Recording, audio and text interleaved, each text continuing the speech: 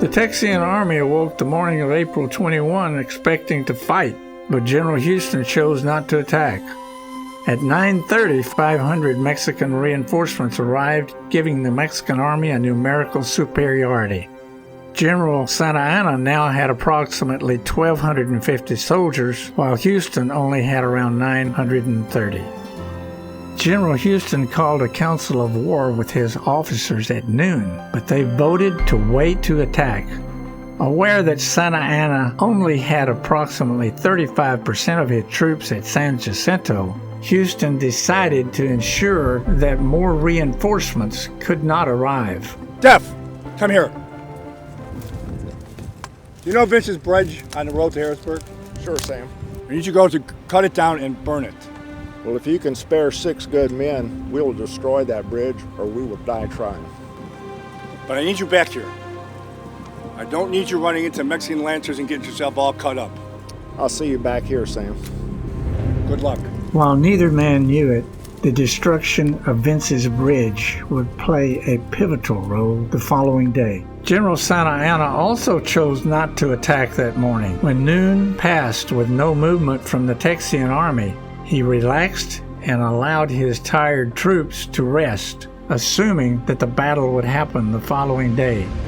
The Texians held a second council of war at 3 p.m., and much to the delight of the Texian troops, they decided to attack immediately.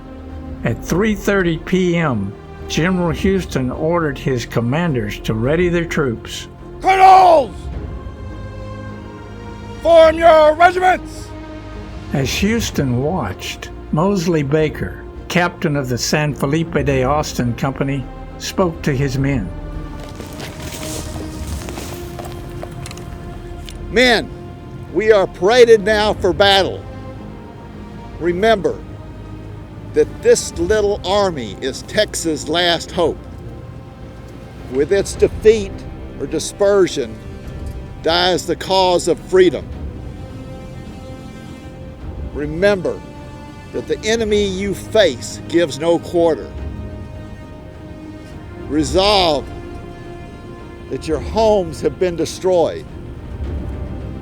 Imagine your wives and daughters trudging through the mud and the water. Your children crying out for bread. And the author of all of this woe is but a short distance away. The time has finally come for us to avenge the blood of our heroes and to teach that haughty dictator that Texans will not be conquered, that they can and they will be free. So resolve yourself for battle, knowing that our cause is just and that we are in the hands of the all-wise Creator. And as you strike that murderous blow, let your watchwords be, remember Goliad. With the battle cry now established, Houston ordered his men to advance. Trail arms! Forward! The Texian army formed 3 columns: the 1st Regiment, the 2nd Regiment, and the cavalry. The 2nd Regiment approached the Mexican position from the left, moving through the mossy live oaks growing along the edge of the marsh.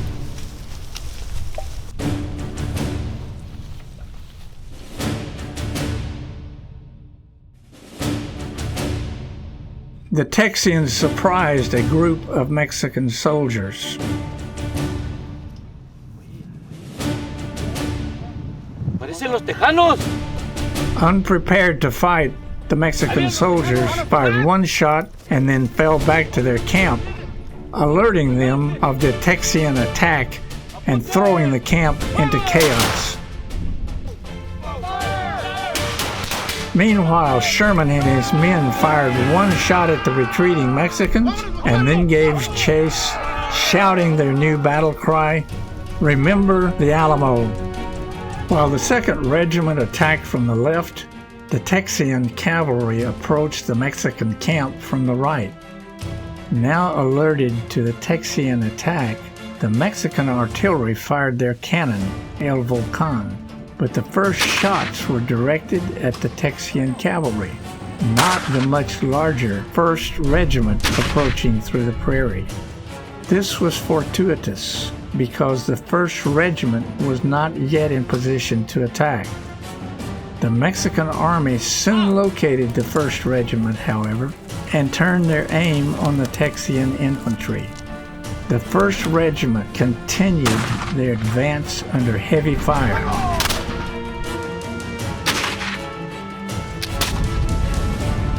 Remember the Alamo! Remember Goliad! Charge! Hang on!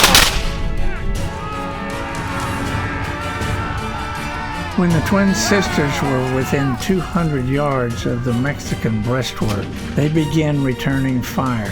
Private Robert Hunter, who was assigned to stay behind and guard the wagons, later wrote that from Harrisburg, the twin sisters popped like popcorn in an oven. Houston, riding in front of his men, was shot twice, shattering his left ankle. El Volcan continued to fire on the Texian position, but a shot from the twin sisters shattered its water bucket, and a Texian sharpshooter shot the cannoneer, lighting the fuse. Most of the artillery crew joined the retreat, but General Manuel Castrillon, the artillery commander, refused to leave his post. Déjame!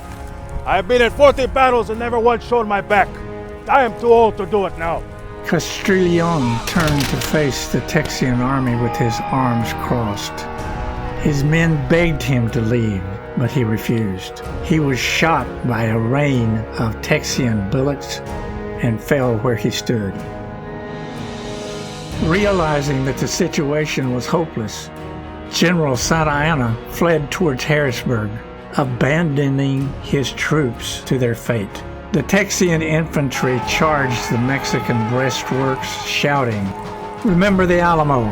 Remember Goliad!" The fighting quickly turned into hand-to-hand combat, and the disorganized and demoralized Mexican troops fled for their lives, many of them into the marsh behind their camp. The battle might have been over after 18 minutes, but the violence lasted much longer. Enraged by the massacres at the Alamo and Goliad, and frustrated after weeks of retreating, the Texian soldiers pursued the fleeing Mexicans, killing as many as they could.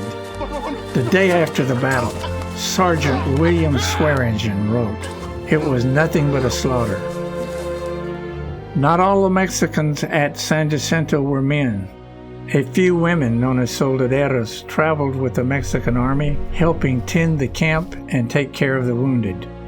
During the aftermath of the battle, Private S.F. Sparks and a fellow soldier stumbled upon a group of soldaderas hiding. I'll kill you! No! They're women, they're unarmed! I don't care! I'll kill them anyway! You kill them, I'll kill you. Captain Seguin, I'll turn these women over to you. Take care of them. I'll take them, Captain. Come on, ladies. Not all the soldaderas were as lucky. At least one soldadera was killed in the aftermath of the battle. The slaughter continued for hours until the sun began to set. Colonel Juan Almonte realized the only chance of survival was to convince the Texian soldiers to accept their surrender and take them prisoner. Bajen las armas.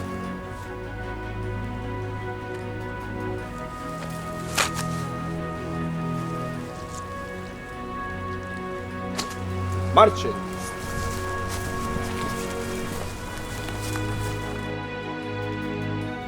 Nos rendimos.